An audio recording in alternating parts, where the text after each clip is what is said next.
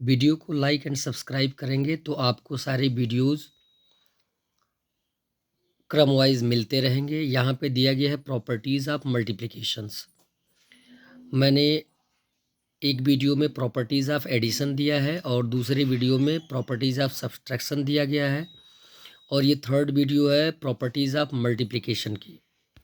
Properties of multiplication की, जिसमें first property आती है closure property. Property means law भी होता है, यानी लॉ, प्रॉपर्टी को लॉ भी बोलते हैं, यानी क्लोजर लॉ। इसका प्रॉपर्टी क्या होता है? क्लोजर प्रॉपर्टी ऑफ मल्टीप्लिकेशन का ए इंटू बी इक्वल सी, यानी किसी दो इंटीजर को मल्टीप्लाई करेंगे, होल नंबर को मल्टीप्लाई करेंगे, फ्रैक्शन को मल्टीप्लाई करेंगे, रेशनल नंबर को मल्टीप्लाई करेंगे, तो आपको एक तीसरा इंटीजर मिलेगा ही मिलेगा। इसमें सेम है, यहाँ होल नंबर पे फार्मूला दे दिया गया है और यहाँ रेशनल नंबर पे फार्मूला दे दिया गया है। मान लेते हैं इसको वेरीफाई करना है कि ए का वैल्यू 2 है, बी का वैल्यू 3 है, तो सी का वैल्यू क्या आएगा? तो ए के स्थान पे ए का वैल्यू रख देंगे, बी के स्थान पे बी का वैल्यू रख देंगे, तो सी का वैल्यू आ जाएगा 6। नेक्स्ट है कम्यूटेटिव प्रॉपर्टी। कम्यूटेटिव प्रॉपर्टी क्या होता है? A into B equal B into A, यानी दो इंटीजर आपके पास हो, चाहे किसी को फर्स्ट में लिखिए या लास्ट में लिखिए, मल्टीप्लाई करने पर सेम ही आएगा, यानी एलएचएस और आरएचएस दोनों इक्वल आएंगे। क्या आएंगे? एलएचएस और आरएचएस दोनों इक्वल आएंगे, एलएचएस एंड आरएचएस। क्लियर? फिर दिया गया है, उसको वेरीफाई भी कर सकते हैं वैल्यू रख के। जब आगे वाला एक्सरसाइज आप सॉल्व करेंगे तो जितने भी ये प्रॉपर्टीज़ हैं उनके बारे में आप क्लियरली समझ में आ जाएगा आपको। Third, associative property. A into in bracket B minus C, sorry B into C equal in bracket A into B into C, उसी को एज ए रेशनल नंबर यहाँ पे आपको शो कर दिया गया है। फिर फोर्थ प्रॉपर्टी है, फोर्थ लॉ है multiplicative identity. Multiplicative identity means होता है यदि किसी नंबर में 1 से मल्टीप्लाई किया जाता है तो सेम नंबर वही आता है। उसी को ए इंटू 1 इक्वल ए लिखा गया है, या 1 इंटू ए इक्वल 1 ए लिखा गया है, और उसी को एज ए रेशनल नंबर भी दे दिया गया है, A by B into 1 equal A by B, या 1 into A by B equal A by B. Next property है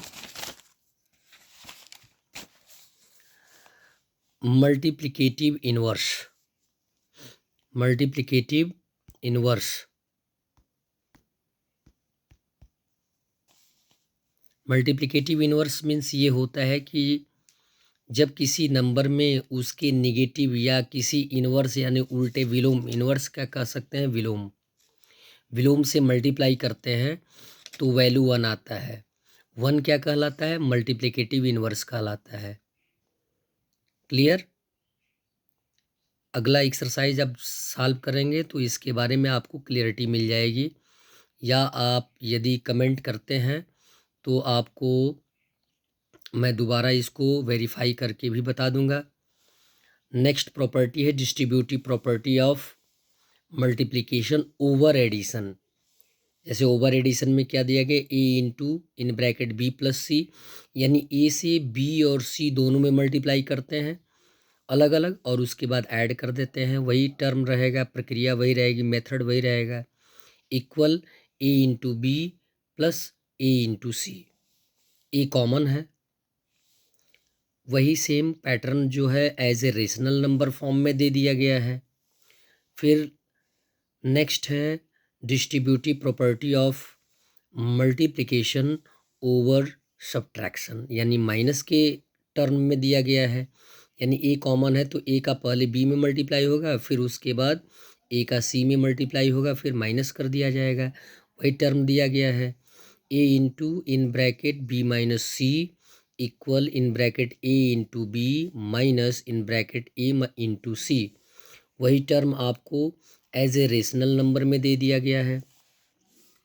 फिर लास्ट प्रॉपर्टी आती है मल्टीप्लिकेटिव प्रॉपर्टी ऑफ जीरो, यानी किसी भी नंबर में हम जीरो से मल्टीप्लाई करते हैं तो आंसर जीरो आता है। A into zero equal zero, 0 into A equal 0। या एज ए रेशनल नंबर भी वही सेम सिस्टम आता है। किसी भी रेशनल नंबर में, किसी भी इंटीजर में, नेगेटिव हो, पॉजिटिव हो, होल नंबर हो, नेचुरल नंबर हो, किसी भी नंबर में आप 0 से मल्टीप्लाई करेंगे तो 0 आंसर आएगा। That's all. वीडियो को सब्सक्राइब एंड लाइक करते रहिए, जिससे कि आपको सारे वीडियोज़ ऑर्डरली मिलते रहें। Thank you.